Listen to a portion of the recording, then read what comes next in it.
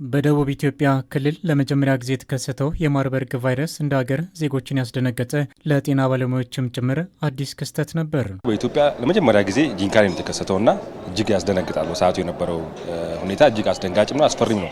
እንደምናውቀው በሽታው በጣም ገዳይ ነው።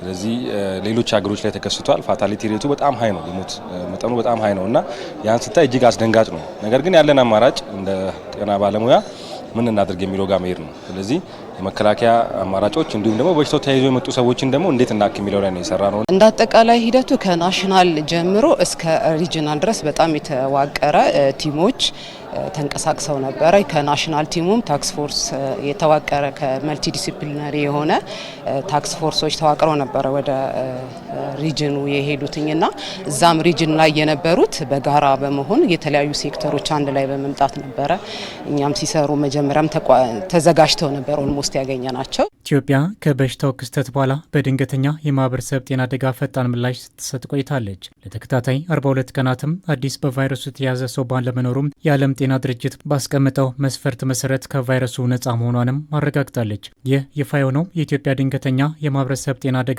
ፈጣን ምላሽና አመራር ስኬቶች እንዲሁም የማርበርግ ቫይረስ በሽታ ቁጥጥር ማብሰሪያ መድረክ በተካሄደበት ወቅት ነው።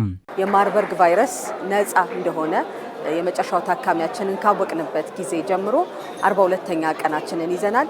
በዓለም አቀፍ የዓለም የጤና ድርጅት የበሽታው አገራት ነፃ ናቸው ተብሎ ከሚታወጅበት ጊዜና የቀናት አግባብ አንጻር ይህ 42 ቀን የመጀመሪያ 21 ቀን የትኛውም ንክኪ የነበረው ሰዎችን የመለያ ጊዜያችን አድርገን እንጠቀምበታለን።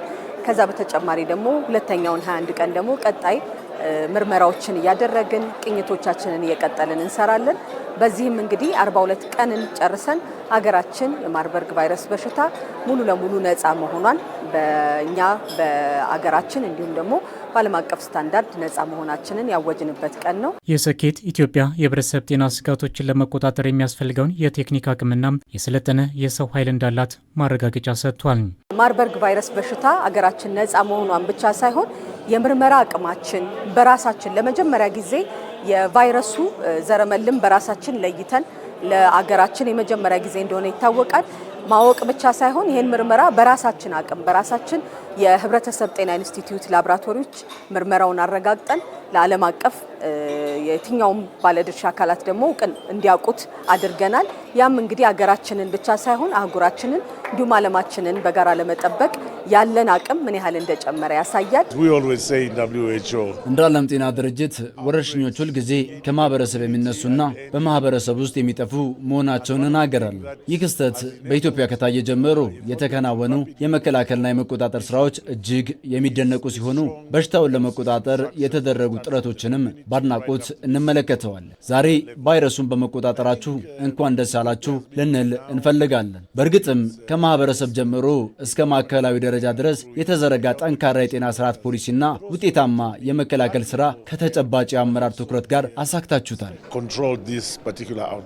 ቫይረሱን በመቆጣጠር ሂደት ውስጥ የተመዘገቡ ስኬቶች ለጤና ስርዓቱም አዲስ ተሞክሮ የተገኘባቸው ሆነዋል። ከዚህ በሽታ የተማርኩት እንደ ሀገር አንደኛ የጤና ስርዓታችን ወይም ሄልዝ ሲስተማችን የደረሰበትን ደረጃ አይቻለሁ።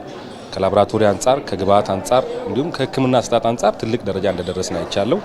ሌላው ትልቅ የተማርኩት ደግሞ እንደ ሀገር ሁሌም ለእንዲህ አይነት በሽታዎች ዝግጁ ሆነ መጠበቅ እንዳለብን። ከዚህ ተነስተህ ስትሄድ አንደኛ ኤሪያው ላንተ አዲስ ነው፣ ሁለተኛ ደግሞ ቫይረሱ አዲስ ነው ለሀገራችን እንደሚታወቀውና ያንን ፍርሃት አላቆ እዛ ቦታ ላይ ሄዶ ያንን መስራት በራሱ ትልቅ ነገር ነውና ጤና ሚኒስቴር ደግሞ ይሄንን ተገንዝቦ የሰጠነን እውቅና እጅግ በጣም ነው የምናመሰግነው። በዚህ አጋጣሚ ጤና ሚኒስቴር በጣም ብዙ እገዛዎች አድርጎናል። አጋር ድርጅቶች አግዘውናል።